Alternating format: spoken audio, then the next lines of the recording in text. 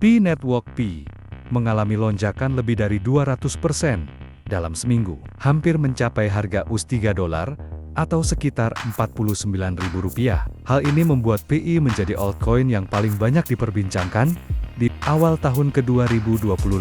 Namun, saat artikel ini disusun, P mengalami penurunan lebih dari 11% dalam 24 jam terakhir, dengan harga menyentuh US$2,41 atau sekitar Rp39.969.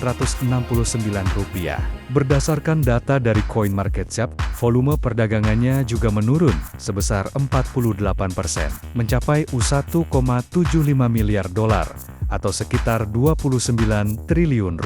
Meski ada lonjakan signifikan, kondisi pasar kripto secara keseluruhan sedang tidak optimal. Bitcoin BTC tercatat di harga US$79.000 atau sekitar Rp1,31 miliar.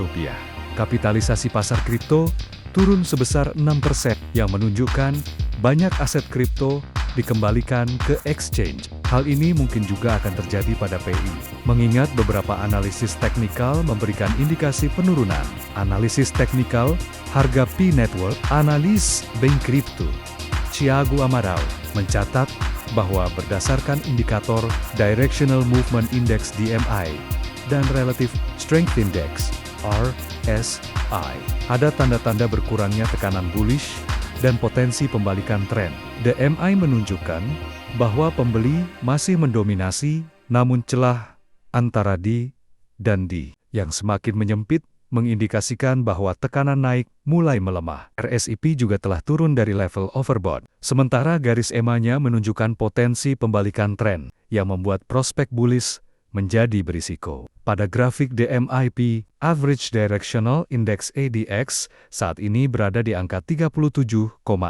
Setelah sebelumnya melonjak dari 9 ke 62,7, ADX digunakan untuk mengukur kekuatan sebuah tren tanpa menunjukkan arah tren tersebut. Di PI, tercatat di angka 23,6, turun dari 57 pada sebelumnya, yang menunjukkan melemahnya tekanan bullish. Sementara itu, D meningkat menjadi 20 dari sebelumnya 1, yang menunjukkan adanya peningkatan sentimen bearish. Adapun RSIP saat ini berada di angka 52,2 setelah sempat menyentuh level tertinggi 95 dan bertahan di atas 70 selama beberapa jam pada 26 Februari. Nilai di atas 70 menandakan kondisi overbought yang menunjukkan bahwa aset tersebut dinilai terlalu tinggi dan berpotensi mengalami penurunan. Sementara nilai di bawah 30 menunjukkan kondisi oversold, yang memberi indikasi potensi rebound harga. RSI antara 30